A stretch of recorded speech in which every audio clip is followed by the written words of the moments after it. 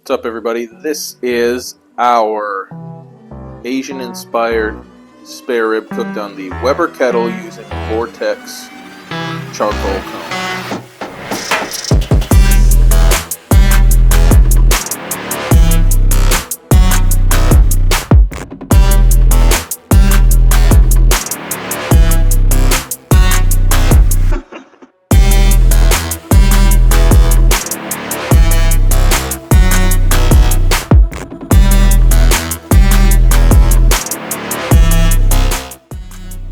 What's up, everybody? It's Adam here from The Grilling Dad.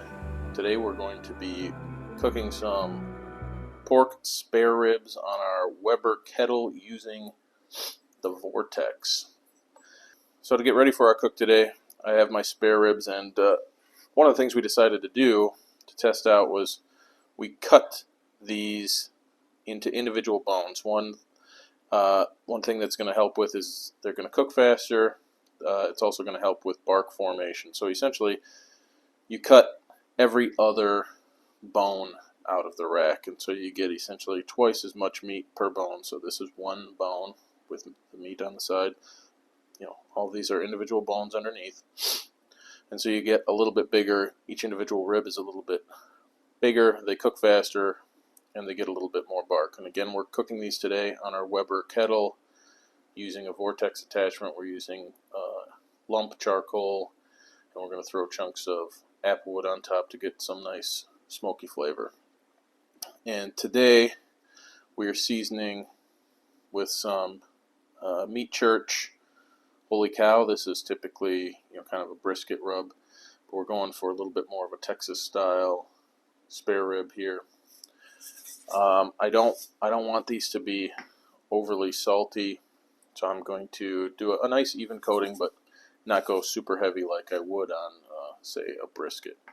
Another trick that I picked up from Mad Scientist Barbecue, and I think he picked it up from Fast Eddie, is if you slip a glove over your seasoning bottle like this, then you don't have to worry about keeping a clean hand and a wet, dirty hand, so to speak, because you just take this off the bottle at the end and throw it away. So a little tip there for you.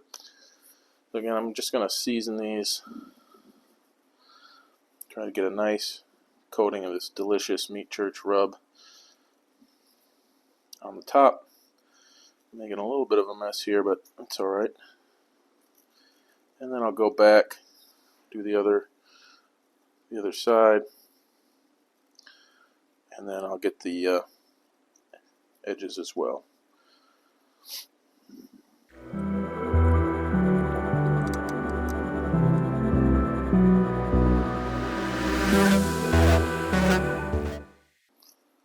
Alright, now that I got a nice even coating on these, I'm just going to go back through and dab the edges in the extra rub that's down on the table.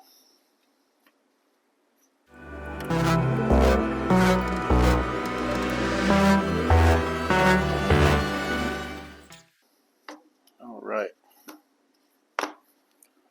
now that we got these all seasoned up, we're going to let them sit for a little bit, and then we'll take them out and put them on the Weber kettle. Alright, right now I got the grill rocking at about just over 350 degrees. That's alright. I've had the vents wide open for a while now, trying to get some new charcoal lit. So I know that'll come down. I've got the top vent virtually all the way shut, so I know that temperature will come down. So I'm going to go ahead and put our ribs on. You can see I'm using the Vortex here. I have the narrow side of the cone up to really focus the heat and give me as much protection. We're going to put all of our ribs around the outside of the rack here. I'm going to put them bone side down to start with.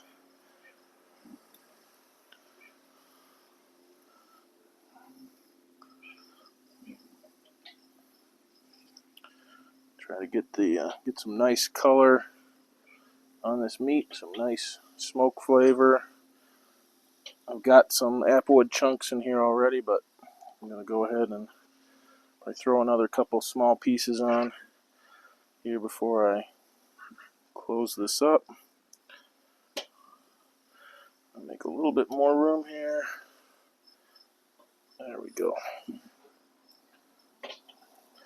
So I'm going to try to keep this right around 275, 250, somewhere in there. But if it comes up around 300, even a little bit over 300 periodically, I'm not too worried about that. Just want these to get some smoke and some color, and hopefully they'll cook up pretty quickly here.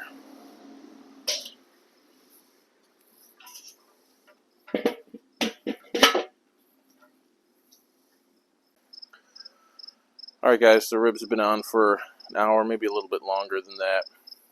So I'm going to take a peek, see what the internal temperature on some of them is running, see how they're looking, and then we'll evaluate from there. I'm going to be using this Maverick instant read meat thermometer that we're testing out to temp these.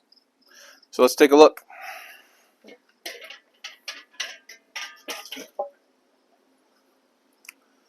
Very smoky. I recently threw on a couple little chunks of applewood, so those are smoldering away nicely. Let's temp some of these ribs. Alright, this one's about 140. This guy's pretty dark. About 135. 147. 135. So they're all within probably about 10 degrees of each other, which is great. We're going to let these rock for probably another 45 minutes. I'll check them again when they're somewhere between 165 and 180.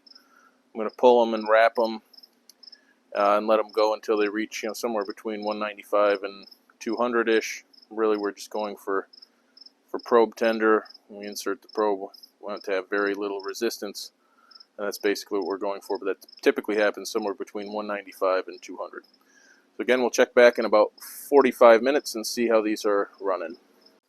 Alright, so it's time to check on our ribs again. Rocking just above 250 degrees, about 260. Color's looking great.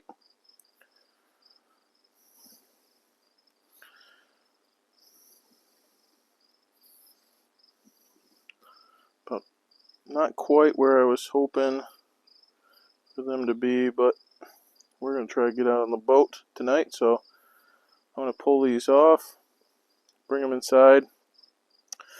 We're going to mix up kind of a fruity Asian-inspired sauce for these.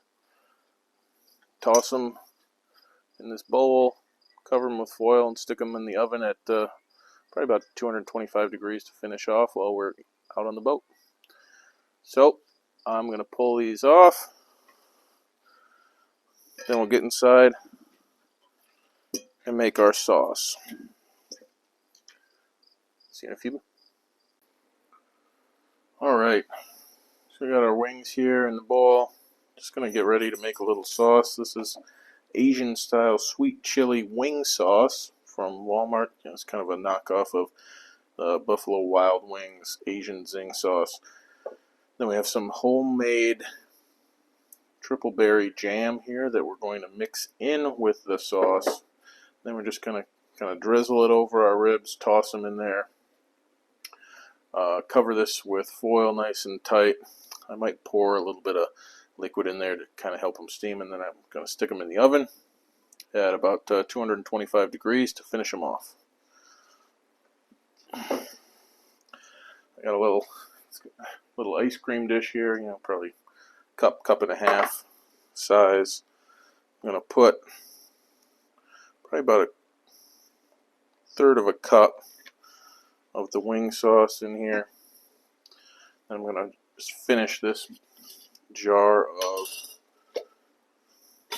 jam. Get all that in there that I can. Pretty well mixed. And I'm just going to drizzle it over the ribs.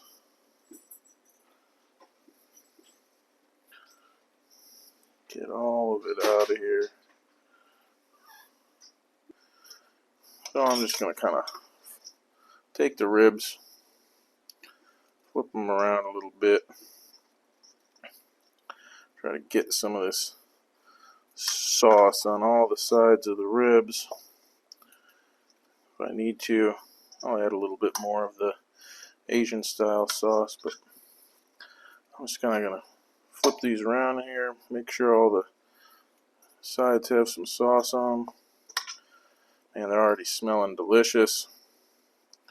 I want to get these in the oven so they can start to steam. This is kind of equivalent to wrapping and sticking back on the smoker, but again, we're trying to get out on the boat one last time this season before we take the boat out of the water tomorrow, so this is how we're doing it.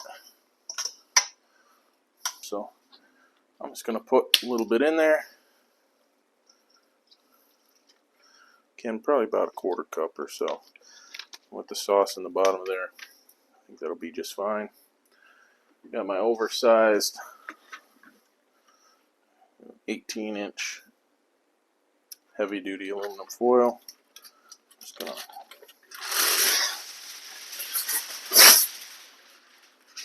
wrap the top of my bowl here.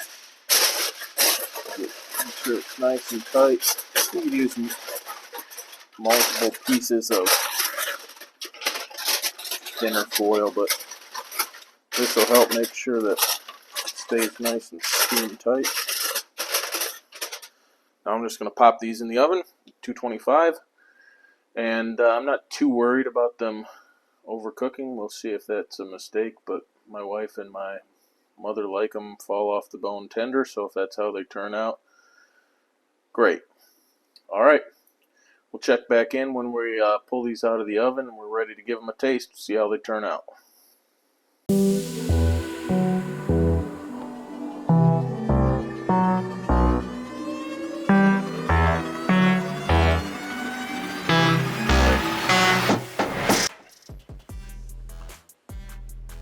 What's up, everybody? This is our Asian-inspired spare rib cooked on the Weber kettle using a Vortex charcoal cone. I'm going to take a bite here, see how this turned out.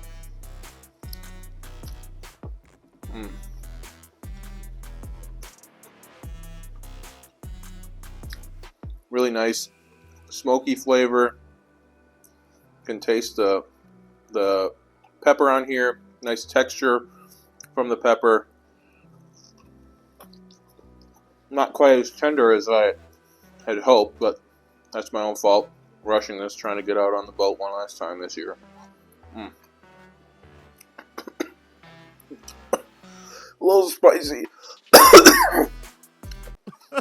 So now that I'm done crying after swallowing that pepper down the wrong pipe. Again, these aren't quite as tender as I'd hoped. You know, it's still coming off the bone fine, clean off the bone. Not quite as tender as I'd hoped.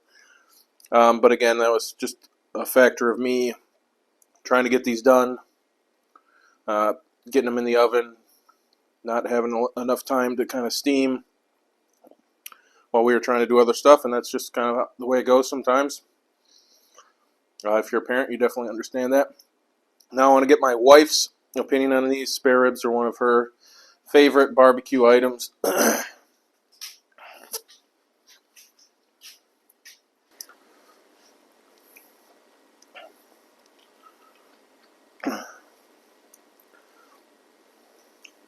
like that pepper. You taste the smoke? Mm-hmm. Yeah, you taste the smoke. You can see the smoke ring. These are good. Nice glaze on there. Mm-hmm.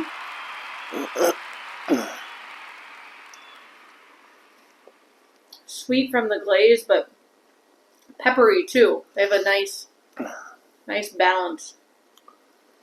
It's really good. Have a little bit. Yep. All right. So if I was going to do these again,